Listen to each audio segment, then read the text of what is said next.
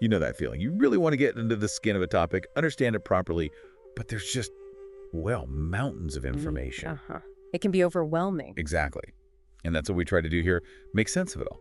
Uh, Today, we're doing a deep dive into the artist Bob Camblin. We've got some fascinating source materials. yes, you've pulled together some great stuff. Exhibition records, articles, mainly from 1980, but also this really rich collection of his own words, his thoughts from different years. It feels like a good mix. It really is. It gives us a chance to zoom in on a specific, seemingly busy year for him, 1980, but also to get a feel for his broader artistic philosophy. Okay, so for anyone maybe not familiar, Bob Camblin, Hmm? he taught at the University of Utah back in the mid-60s. That's right. And then later became quite active, a real presence in the Houston art scene. So our mission today, Mm-hmm. twofold, maybe. Hmm. First, what was he actually doing in 1980? What were his activities? Yeah, map out that year. And second, let's explore the ideas behind the art. What drove him? What did he think about things based on these quotes you mentioned? Exactly. Connect the activity with the philosophy. Okay, let's dive in. 1980, what was happening? Well, the records suggest he was incredibly active, not just one or two things, but multiple exhibitions throughout the year. Seems like he was really putting his work out there. Definitely. Suggests a real engagement with the art world, different audiences maybe. So what specifically? You mentioned Texas Monthly. Right. Early in the year, January, February, he's listed in the Moody Gallery Artists exhibition in Houston. Okay, so grounded in the Houston scene right away. Yes. But then later, September, October, he pops up in Salt Lake City, the Grand Beehive exhibition at the Salt Lake Art Center. The Grand Beehive exhibition sounds specific. It does. And Robert Olpin's dictionary notes something really interesting. Camblin's contribution was original postcards, Okay. but not just, displayed flat. They were assembled into the shape of a beehive. A postcard beehive. That's inventive. Isn't it? It hints at that playful side, maybe using everyday stuff in unexpected ways. Yeah, I like that. Okay, so Houston, Salt Lake City, what else? There's this trip to Ireland. Ah, yes. This seems pretty significant. Right after that Salt Lake show, in October 1980, he travels to Kinsdale, Ireland, Okay. and he doesn't return to Texas for over 4 months. Wow, 4 months.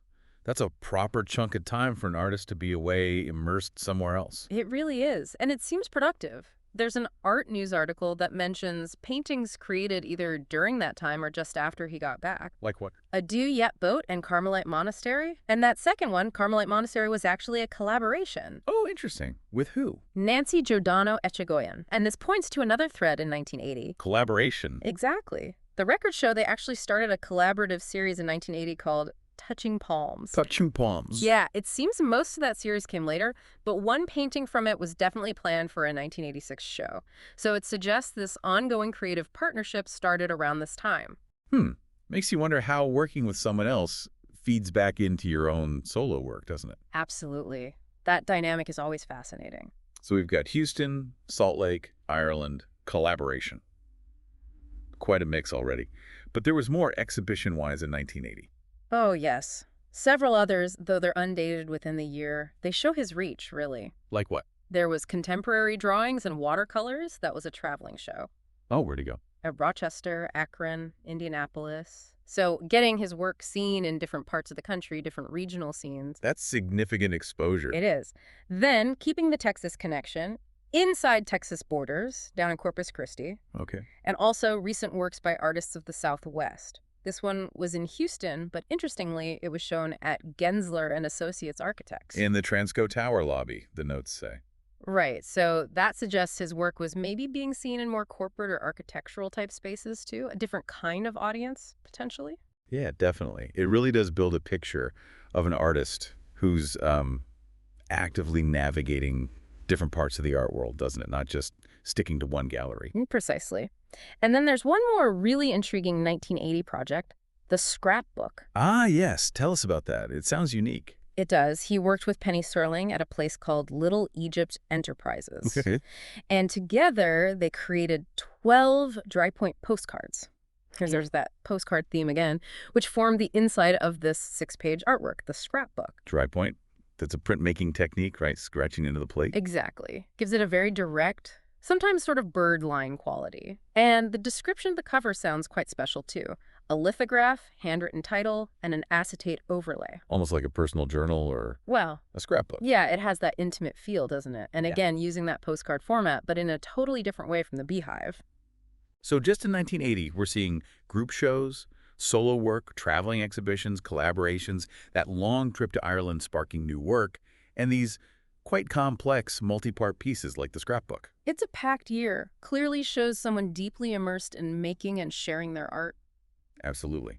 Okay, that gives us a really solid picture of his activities in 1980. Now let's shift gears a bit and dig into these quotes and writings you mentioned. This feels like where we get closer to the why behind the what. I agree. And looking through his words, you definitely see recurring ideas, themes that, well, they seem to echo some of what we saw in his 1980 activities, but also give a much broader sense of his thinking. What stands out? Well, one thing is definitely his thoughts on time and change. Ah, yes. I saw quotes like, fortunately, some things remain forever or another 10 years, perhaps. There's a kind of wry humor there. There is, isn't there? Acknowledging permanence and impermanence almost in the same breath.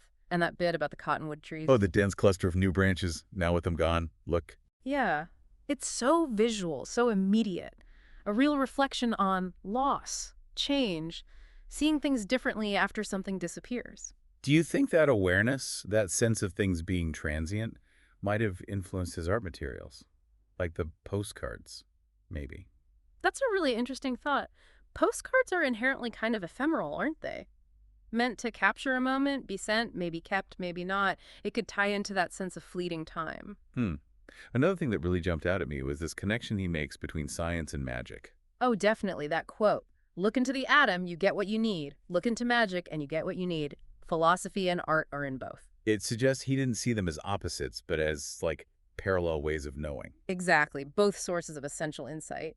And he talks about wanting this perfectly average view. What do you think he meant by perfectly average? Well, maybe not average as in mediocre, but average as in balanced. A viewpoint that could appreciate both the rational, scientific side and the intuitive, magical side without needing to choose. Resisting being purely one or the other, embracing both. I think so. It speaks to a really deep curiosity about how we understand the world, doesn't it? It really does. And that connects to his ideas about perception, too, and being present. Uh-huh. Like the sixth sense is to be without a doubt. That's quite a statement. It is. It sounds like deep intuition, trusting something beyond just the five senses, and step off the train of thought.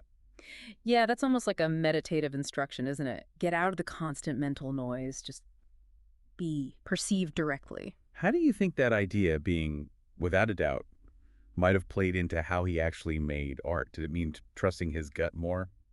Quite possibly. Maybe it allowed him to be more experimental, to make intuitive leaps in his work without overthinking it, trusting the process. Yeah, that makes sense. And his ideas about art itself seem to change, or maybe deepen, over time in these quotes. They really do. He starts with art is not just images, which already pushes beyond the purely visual. Right, and then expands it. Art for life's sake, or art for my sake, or art for survival's sake. That feels like a shift, doesn't it? From art as maybe an aesthetic object to art as something more fundamental, more tied to existence, to personal need, even survival. Definitely. But then later, there's a more critical tone about consumer art. Yes, and the idea that shock and recognition were starting to replace contemplation, that sounds like him observing the art world changing around him. And maybe not entirely liking the direction, pushing back against it in his own way. Could be. Resisting trends, perhaps? Sticking to a more contemplative or personally meaningful approach. Then there's this concept of zazen he applies to creating. Right. Linking it specifically to the nonverbal side of things. Drawing, concept, getting into a state beyond words. It makes you think about the physical act of making the art we talked about, the dry point scratching, painting with a collaborator. Those are nonverbal actions too. Absolutely. It connects the philosophy to the practice. The making itself as a form of thinking or maybe knowing that isn't purely intellectual. He has some really punchy things to say about learning and creativity too, almost rebellious. Like resist learning, learn to fail, learn to relax, learn to feel, learn how to really think. Yeah, especially coming from someone who taught at a university. It's telling you not to just absorb information passively. It's about active engagement, learning through doing, through feeling, even through failure. And that other quote, The one about losing our magic. yes, we all are creative, but we lose our magic in understanding everything instead of knowing. Wow. That distinction between understanding, maybe intellectually dissecting, and knowing, which sounds more intuitive, more innate. It's powerful. It feels like a call to trust that inner creativity we all supposedly start with before we try to explain it all away. He also seems drawn to bigger philosophical ideas, Right. referencing people like Alan Watts and Teilhard de Chardin. Those quotes about interconnectedness, Watts saying, you are that vast thing that you see far, far off. With great telescopes, Yeah. in de Chardin's "We are one, after all, you and I." It suggests he's thinking about our place in the cosmos, the fundamental unity of things. How do you think that big picture view might show up in his art? Does it make it less purely personal? Potentially. It could lead to themes that resonate on a more universal level, exploring shared human experiences or our relationship with the wider world, not just his own individual perspective. And then amongst all this, there are these, well, more cryptic bits, Yeah. like fragments. Yeah, like five thoughts crashed at South Bleedy and Mandel. What does that mean? Exactly. Or those short, almost haiku-like lines. They feel very evocative, but not explainable, really. And maybe they don't need to be. They're like little windows into a thought process, fleeting moments.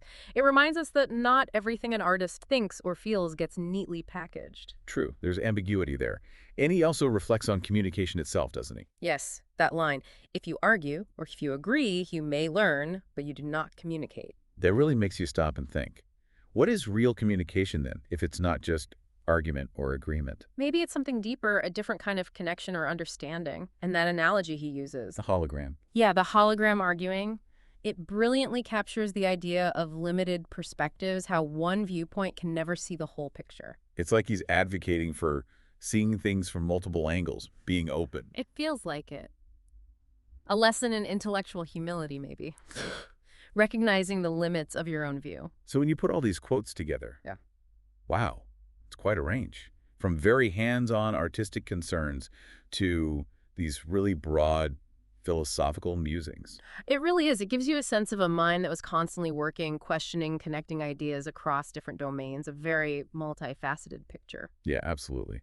Okay, so we've looked at his busy 1980, and we've explored this wide spectrum of his thoughts.